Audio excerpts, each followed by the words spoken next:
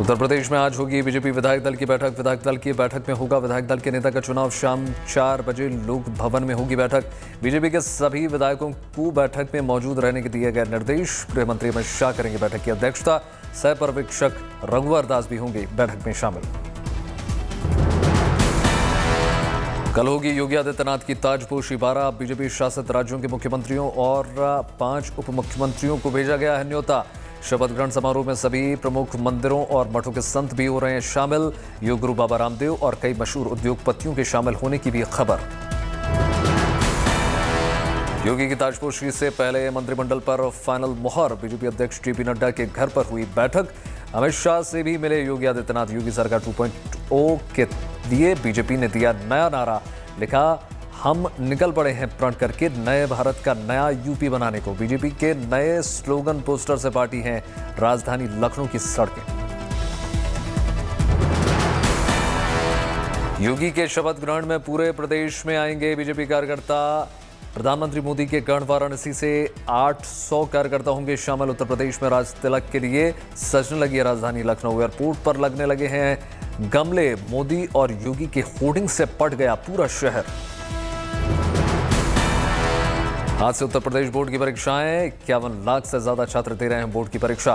Covid के बाद पहली बार ऑफलाइन एग्जाम देंगे छात्र। नकल रोकने के लिए प्रशासन सीसीटीवी से करेगा नजरबंदी। उत्तर प्रदेश में बोर्ड परीक्षा के लिए बनाया गया नियंत्रण कक्ष। लखनऊ में मुख्य सचिव ने किया उद्घाटन। उत्तर प्रदेश सरकार गठन को लेकर नई दिल्ली स्थित भाजपा के राष्ट्रीय अध्यक्ष जेपी नड्डा के आवास पर 2.5 घंटे तक चली बैठक। बैठक में शामिल होने के लिए उत्तर प्रदेश के कार्यवाहक मुख्यमंत्री योगी आदित्यनाथ भी पहुंचे। अमित शाह भी रहे मौजूद। बैठक में योगी कैबिनेट का खाका तैयार किया गया। मंत्रिमंडल में कौन शामिल होगा और कौन नहीं, इस पर तमाम चर्चा। आज शाम करीब 4 बजे लखनऊ को लोक भवन में भाजपा विधानमंडल दल की बैठक होगी। बैठक में योगी आदित्यनाथ विधानमंडल दल के नेता चुने जाएंगे। इस बैठक में केंद्रीय गृह मंत्री अमित शाह भी मौजूद रहेंगे। इसके अलावा उत्तर प्रदेश के सह पर्यवेक्षक झारखंड के पूर्व मुख्यमंत्री रघुवर दास भी मौजूद। महंगे पेट्रोल डीजल के बीच दिल्ली और एनसीआर वालों को महंगाई का एक और झटका लगा है। यहां सीएनजी और पीएनजी के रेट बढ़ा दिए गए हैं। दिल्ली में सीएनजी 50 पैसे किलो और पीएनजी 1 रुपये किलो बढ़ा दी गई है। दिल्ली में सीएनजी 59 रुपये किलो हो गई है, जबकि गाजियाबाद नोएडा में इसके रेट 61 रुपये 58 पैसे हो गए। गलती से पाकिस्तान की तरफ मिसाइल चल जाने के मामले में जांच रिपोर्ट में पाया गया है कि इस बात की संभावना है कि मानवीय गलती की वजह से ऐसा हुआ हो। मामले 2 हफ्ते पुराने पहले का है। मामले की कोर्ट ऑफ इंक्वायरी के आदेश दिए गए थे। मामला 9 मार्च का है। 11 मार्च को रक्षा मंत्रालय ने भी कहा था कि गलती से मिसाइल चली जो पाकिस्तान में गिरी। पुष्कर धामी ने कल दोबारा उत्तराखंड की कमान संभाल ली है। उनके साथ 8 कैबिनेट मंत्रियों ने भी शपथ ली। समारोह में प्रधानमंत्री नरेंद्र मोदी भी मौजूद रहे। वरिष्ठ नेताओं के साथ सतपाल महाराज और धन सिंह रावत को भी मंत्री बनाया गया है। आज होगी धामी कैबिनेट की पहली बैठक। शपथ के बाद धामी ने कहा, आने वाला दशक उत्तराखंड का होगा। शपथ ग्रहण के बाद धामी के सामने उपचुनाव की चुनौती होने जा रही है। धामी के लिए 5 विधायक कर रहे हैं सीट छोड़ने का ऐलान। पश्चिम बंगाल में बीरभूम हिंसा को लेकर सियासत जारी है। आज ममता बनर्जी बीरभूम जाएंगी। इससे पहले ममता ने विरोधियों पर पलटवार करते हुए कहा कि यह बंगाल को बदनाम करने की साजिश है। मामले पर एसआईटी का गठन हो गया है। वहीं करीब 2 दर्जन लोगों को गिरफ्तार किया गया। कल 5 दलों का प्रतिनिधिमंडल बीरभूम पहुंचा। शुभेंदु अधिकारी की अगुवाई में प्रतिनिधिमंडल को घटनास्थल से पहले रोक दिया गया। शुभेंदु अधिकारी ने ममता की एसआईटी पर सवाल खड़े किए। वहीं मामले में एनआईए या सीबीआई जांच की मांग की। सेंट्रल फॉरेंसिक का डायरेक्शन कोर्ट ने दे दिया है। कोलकाता हाई कोर्ट ने चीफ जस्टिस का बेंच। हम लोग का डिमांड है एनआईए आइए जल्दी इसको जो डॉक्यूमेंट है, जो एविडेंस है, रिजर्व कीजिए और सीबीआई होना भी चाहिए। प्रधानमंत्री नरेंद्र मोदी ने भी बीरभूम हिंसा को लेकर संवेदना व्यक्त की है। प्रधानमंत्री ने हिंसा की निंदा की है। वहीं राज्य सरकार से निष्पक्ष जांच की उम्मीद जताई है।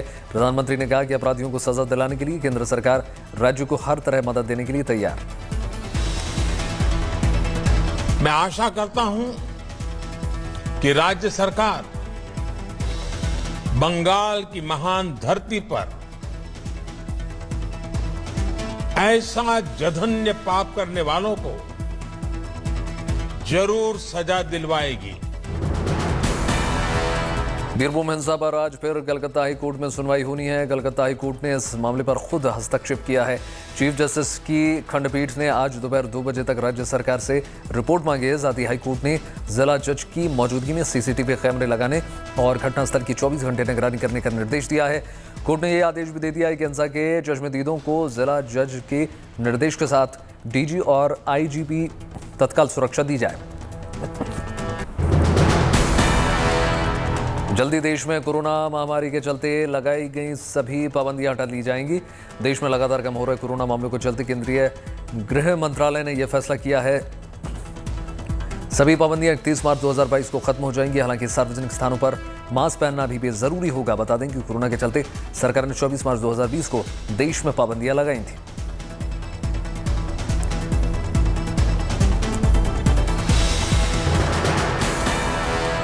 जम्मू कश्मीर की पूर्व मुख्यमंत्री और पीडीपी प्रमुख महबूबा मुफ्ती ने द कश्मीर फाइल्स पर प्रतिक्रिया देते हुए बीजेपी को घेर लिया है। उन्होंने कहा कि जम्मू कश्मीर में सभी को अत्याचारों का सामना करना पड़ा। आज बीजेपी जिस तरह से द कश्मीर फाइल्स का प्रमोशन कर रही है, उसी तरह पिछले 8 सालों में कश्मीरी पंडितों के लिए कुछ किया होता तो आज उनकी स्थिति कुछ और होती। चारा घोटाले में सजायाफ्ता आरजेडी सुप्रीमो लालू प्रसाद यादव फिर से दिल्ली एम्स के इमरजेंसी वार्ड में भर्ती कराए गए हैं। आरआईएमएस में हालत बिगड़ने के बाद 22 मार्च की शाम उन्हें एम्स शिफ्ट कर दिया गया। वहां उन्हें इमरजेंसी वार्ड में रात भर ऑब्जर्वेशन में रखा गया। इसके बाद सुबह 4 बजे डिस्चार्ज कर दिया गया। इसके बाद रांची लौटते समय एयरपोर्ट पर फिर लालू यादव की तबीयत बिगड़ने लगी। इस पर उन्हें फिर से दिल्ली एम्स में एडमिट कराया गया। वीआईपी के तीनों विधायक मिश्री लाल यादव, राजू सिंह और स्वर्ण सिंह ने पार्टी छोड़कर बीजेपी को समर्थन दे दिया है। मंत्री मुकेश सहनी अकेले पड़ गए हैं। इससे पहले वे खुद बिहार एनडीए से आउट हो चुके हैं। काफी दिनों से उनकी तनातनी बीजेपी से चल रही थी। भारत ने सतह से सतह पर मार करने वाली ब्रह्मोस सुपरसोनिक क्रूज मिसाइल का सफल परीक्षण किया है। यह परीक्षण अंडमान निकोबार में किया गया। इस मिसाइल ने बढ़ी हुई रेंज की टारगेट पर सटीक निशाना लगाया। हाल ही में ब्रह्मोस सुपरसोनिक क्रूज मिसाइल की रेंज को बढ़ाकर 500 किलोमीटर करने में कामयाबी उसे हासिल हुई थी। इसके लिए मिसाइल में कोई बदलाव नहीं किया गया, बल्कि ये एक अपग्रेड सॉफ्टवेयर की मदद से हुआ है। अब मिसाइल की क्षमता 300 से बढ़ाकर 800 किलोमीटर हो गई।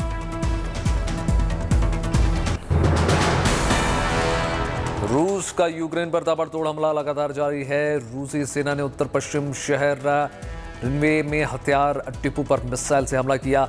हमले में यूक्रेन का हथियार डिपो पूरी तरह से नष्ट हो गया। रूसी रक्षा मंत्रालय ने वीडियो जारी कर हमले की पुष्टि की। यूक्रेन में रूसी हमले के बाद तबाही का वीडियो सामने आया। जबरदस्त बमबारी के बाद दिखा तबाही का मंजर। रूसी हमले से राजधानी कीव में बड़े पैमाने पर हुआ नुकसान। कीव में मलबा हटाते सैनिकों के साथ दिखे आम लोग। रूसी विदेश मंत्री सर्गेई लावरोव का बयान, कहा यूक्रेन में शांति सैनिकों को भेजने से रूस और नेटो सैन्य गठबंधन के बीच सीधा टकराव हो सकता है। ये एक बहुत ही लापरवाह और बेहद खतरनाक निर्णय होगा। इससे बचने की कोशिश करनी चाहिए। रूस यूक्रेन में जंग के बीच जर्मनी की चांसलर ओलाफ का बयान आया है। कहा गया है कि रूस पर ऊर्जा निर्भरता को रातों रात समाप्त नहीं कर सकता यूरोप। अगर ऐसा हुआ तो सैकड़ों हजारों नौकरियां खतरे में पड़ जाएंगी और मंदी का खतरा पैदा हो जाएगा। साथ ही जर्मनी के चांसलर ने यूक्रेन में तत्काल युद्ध विराम की अपील की है। नेटो शिखर सम्मेलन में हिस्सा लेने के लिए बेल्जियम पहुंचे कनाडा के प्रधानमंत्री जस्टिन ट्रूडो।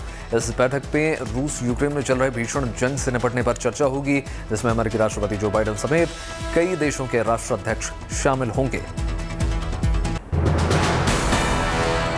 यूक्रेन से जंग पर रूसी सैन्य विशेषज्ञ का बयान, कहा अपने स्वार्थ के लिए रूस यूक्रेन युद्ध को भड़काने की कोशिश कर रहा है अमेरिका। साथ ही ये भी कहा उन्होंने कि यूक्रेन संकट के माध्यम से अमेरिका यूरोप पर भी प्रतिबंधों का दबाव बना रहा है। अगर ऐसा हुआ तो यूरोप में आर्थिक मंदी आ जाएगी। G20 शिखर सम्मेलन में पुतिन को लेकर इंडोनेशिया में रूस के राजदूत का बयान, कहा पुतिन G20 शिखर सम्मेलन में भाग लेने की योजना बना रहे हैं। साथ ही उन्होंने उन अटकलों को भी खारिज कर दिया जिनमें पुतिन के बंद की बात कही जा रही थी, वहीं चीन ने कह दिया है कि किसी भी देश को G20 से किसी सदस्य को हटाने का अधिकार नहीं है। यूक्रेन पर आक्रमण के लिए पोप फ्रांसिस ने रूस की निंदा की है। पोप फ्रांसिस ने कहा है कि अधिक का हथियार खरीदना किसी भी संघर्ष का अंतिम समाधान नहीं है। हमें शांति के लिए एक साथ काम करना जरूरी है। तुरंत इस युद्ध को रोक देना चाहिए। रूस यूक्रेन में जंग के बीच वियतनाम का बड़ा फैसला। 25 मार्च से रूस के लिए नियमित उड़ानें निलंबित करेगी वियतनाम एयरलाइंस। साथ ही वियतनाम ने यूक्रेन पर रूस के आक्रमण की कड़ी निंदा और युद्ध को तुरंत खत्म करने की अपील की है।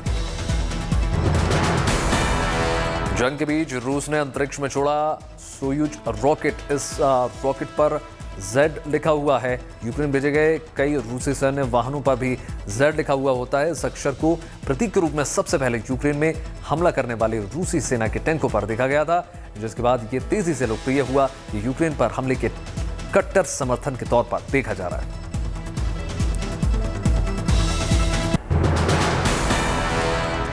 रूस और यूक्रेन के बीच जंग का आज 29वां दिन है। कीव पर रूसी सेना का शिकंजा कस गया है। कीव में लगातार धमाके हो रहे हैं। धमाकों के बाद भी एक तस्वीर में तबाही साफ तौर पर देखी जा रही है। पूरे कीव में जगह जगह हमलों के निशान देखे जा रहे हैं। कीव में रूस ने एक बार फिर से हवाई हमला तेज कर दिया। इससे काफी बड़ी संख्या में नुकसान होने की खबर है। कीव पर रहकर रूस के इस तरह के हवाई हमले से क्रीमिया से भी मिसाइलें दागी जा रही हैं। कीव पर हमले के बाद भारी तबाही हुई है। इमारतों का मलबा चारों तरफ फैल गया है। कई टीमें इस मलबे को साफ करते हुए नजर आ रही हैं। यूक्रेन से अब भी बड़े पैमाने पर पलायन जारी है। लाखों लोग अपना देश और घर छोड़कर दूसरे शहरों में, दूसरे देशों में रहने को मजबूर हैं। रोमानिया बॉर्डर पर हजारों शरणार्थी मुश्किल हालात में जमे हुए हैं। कई देशों ने यूक्रेन के शरणार्थियों को मदद की है। नेटो देशों ने भी रूस को जवाब देने की तैयारी कर ली है। पोलैंड की रूस से लगती बॉर्डर पर बैलिस्टिक मिसाइल्स तैनात की गई हैं। इससे तनाव और बढ़ सकता है। रूस ने 28 दिनों के भीतर भीषण हमले किए हैं। सिर्फ खार्किव में इन हमलों में 998 रिहायशी इमारतें पूरी तरीके से नेस्तनाबूद हो चुकी हैं। इसके अलावा 145 गैर रिहायशी इमारतों को भी भारी नुकसान पहुंचा है। दूसरे शहरों में भी भारी नुकसान हुआ है। रूसी सरकार के एक प्रवक्ता ने साफ साफ शब्दों में कह दिया है कि अपने देश की सुरक्षा और अस्तित्व की रक्षा के लिए रूस परमाणु हथियार का इस्तेमाल भी कर सकता है। प्रवक्ता ने यह भी कहा कि हमारे अस्तित्व को खतरा पैदा होता है तो परमाणु हथियारों का इस्तेमाल किया जा सकता है। रूस के विदेश मंत्री सर्गेई जो यूक्रेन पर आरोप लगाते हुए कह रहे हैं कि यूक्रेन के पास परमाणु बम गिराने की क्षमता है। युद्ध के बिगड़ते हालात को देखते हुए आज नेटो की आपात बैठक बुलाई गई है। अमेरिकी राष्ट्रपति जो बाइडेन बैठक में शामिल होने के लिए ब्रसेल्स रवाना हो गए हैं। ब्रसेल्स के बाद राष्ट्रपति बाइडेन पोलैंड की यात्रा पर जाएंगे। इस मीटिंग में रूस यूक्रेन जंग के बारे में विचार होगा। रूस ने बाइडेन की इस यात्रा पर कड़ा विरोध जताया है। रूस ने जवाबी कार्रवाई करते हुए अमेरिकी राजनयिकों को निकाल दिया है। इससे पहले अमेरिका रूस के 12 राजनयिकों को जासूसी के आरोप में बर्खास्त कर चुका है। पंजाब की आप सरकार ने पेश किया 3 महीने का अंतरिम बजट। 37,120 करोड़ रुपए किए जाएंगे खर्च। 4,643 करोड़ शिक्षा पर खर्च किए जाएंगे। 2,367 करोड़ रुपए कृषि के क्षेत्र में खर्च होंगे। सामाजिक सुरक्षा, महिला और बाल विकास पर 1,484 करोड़ रुपए खर्च किए जाएंगे। न्याय और पुलिस व्यवस्था को संभालने पर भी ध्यान दिया जाएगा। भगवंत मान की सरकार को विरासत में मिला 3 लाख करोड़ रुपए का कर्ज। अंतरिम बजट का सबसे बड़ा हिस्सा ब्याज पर होगा खर्च। 111 दिनों के कार्यकाल में मुख्यमंत्री चन्नी ने किया था 3,500 करोड़ रुपए की योजनाओं का ऐलान। 3 लाख करोड़ में से 1 लाख करोड़ कांग्रेस और अकाली सरकार के कार्यकाल का कर्ज। पंजाब में एंटी करप्शन मुहिम में मोबाइल नंबर के जरिए पहला मामला दर्ज। बठिंडा से गौशाला के इंचार्ज ने भेजी तलवंडी सबू तहसील में हो रही करप्शन की शिकायत। जमीन की रजिस्ट्री को लेकर जनवरी में नायब तहसीलदार पर रिश्वत लेने का आरोप है। कहा मुख्यमंत्री से उम्मीद करेंगे इंसाफपूर्ण सबूत के साथ शिकायत। बठिंडा के सरकारी अस्पताल में आम आदमी पार्टी के कार्यकर्ता का हंगामा। डॉक्टर के साथ की बदसलूकी, मरीजों के उपचार में भी आई दिक्कत। आम आदमी पार्टी के कार्यकर्ता ने अस्पताल में भर्ती नेताओं को भी बुलाकर किया हंगामा। पुलिस थाने लेकर आई, कार्रवाई कर दिया भरोसा। दिल्ली में एमसीडी एक करने पर केजरीवाल का बीजेपी पर हमला, बोले बीजेपी को चुनाव में हार का डर है, हिम्मत हो तो समय पर कराएं चुनाव। दिल्ली विधानसभा का बजट सत्र शुरू, 26 मार्च को डिप्टी सीएम मनीष सिसोदिया पेश करेंगे बजट सत्र शुरू होते ही केजरीवाल सरकार की घेराबंदी, नई शराब नीति के खिलाफ बीजेपी का प्रदर्शन। एविएशन सेक्टर के लिए गुड न्यूज, बीते 7 दिनों में रोजाना 3.82 लाख लोगों ने किया हवाई सफर। सरकार ने 2023-24 में विमान यात्रियों की संख्या 40 करोड़ पहुंचने का जताया भरोसा। कोविड के चलते एविएशन सेक्टर को उठाना पड़ा था भारी नुकसान। मार्च के आखिरी दिनों में महंगाई का कहर जारी, बुधवार को 80 पैसे के इजाफे के बाद 2 दिन में पेट्रोल डीजल की कीमतों में 1.60 रुपए की बढ़ोतरी, आने वाले दिनों में 14 रुपए 40 पैसे प्रति लीटर तक महंगा होने की आशंका। पेट्रोल डीजल के बाद पीएनजी में भी बढ़े दाम, घरेलू पीएनजी की कीमत में 1 रुपए प्रति लीटर की बढ़ोतरी। गाड़ियों के लिए अभी करना होगा लंबा इंतजार, तेज हुई गाड़ियों की वेटिंग लिस्ट। पार्ट्स बनाने वाली कंपनियों को सप्लाई चेन बिखरने की वजह से उत्पादन में गिरावट। हीरो मोटोकॉर्प के चेयरमैन और एमडी पवन मुंजाल के ठिकानों पर इनकम टैक्स के छापे। गुड़गांव में घर और दफ्तर पर ताबड़तोड़ रेड। चेयरमैन के खिलाफ आरोप है कि उन्होंने अपने खेतों में बोगस खर्च दिखाए हैं। इनकम टैक्स डिपार्टमेंट इसी को लेकर सुबह से ही छापेमारी कर रहा है। सेहत को लेकर सामने आई काम की सलाह, संतुलित आहार में डाइवर्सिफाइड न्यूट्रिशन लेना हेल्दी लाइफस्टाइल के लिए जरूरी। उद्योग संगठन एसोचैम ने एलनेस टू वेलनेस कैंपेन के हेल्थ एक्सपर्ट्स ने दिया सुझाव।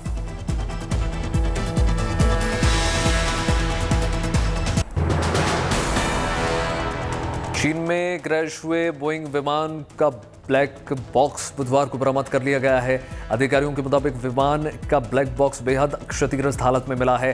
ब्लैक बॉक्स के मिलने के बाद अधिकारी इस बात की जांच में जुट गए हैं कि आखिरकार विमान हादसा हुआ कैसे था। इस विमान में 123 यात्रियों समेत 9 क्रू मेंबर्स सवार थे। भ्रष्टाचार के आरोपों का सामना कर रहे इजराइल के पूर्व प्रधानमंत्री बेंजामिन नेतन्याहू के खिलाफ उनके पूर्व सहयोगी ने गवाही दे दी है। नेतन्याहू पर 3 अलग-अलग मामलों में धोखाधड़ी, विश्वास भंग करने और रिश्वत लेने का आरोप है। वहीं नेतन्याहू ने इस सभी आरोपों पर खारिज करते हुए इसे गलत बताया। कोरोना केसेस में कमी के बाद न्यूजीलैंड में अगले हफ्ते से हटेगा कोरोना प्रतिबंध। प्रधानमंत्री जैलसिंडा ने कहा है कि 4 अप्रैल से रेस्टोरेंट्स, स्टोर, बार जैसी जगहों पर जाने के लिए टीकाकरण की आवश्यकता नहीं होगी। साथ ही कह दिया है कि संगीत कार्यक्रम और मैराथन जैसे बड़े खेल आयोजनों का भी फिर से शुरू किया जा सकता है। अमेरिका के न्यू जर्सी में पेप्सिको फैक्ट्री में भीषण आग से हाहाकार। आग की वजह से पूरी फैक्ट्री जलकर खाक। इस आग में किसी के हताहत होने की खबर नहीं है। फैक्ट्री में कैसे लग गई आग, पुलिस कर रही है जांच। अमेरिका के लुइसियाना में चक्रवाती तूफान से जमकर तबाही। भीषण तूफान की वजह से कई घरों को पहुंचा नुकसान, साथ ही सैकड़ों घरों की बत्ती गुल। पिछले साल इरा तूफान ने भी मचाई थी भारी तबाही। वहीं मौसम विभाग ने भारी बारिश की जताई है आशंका।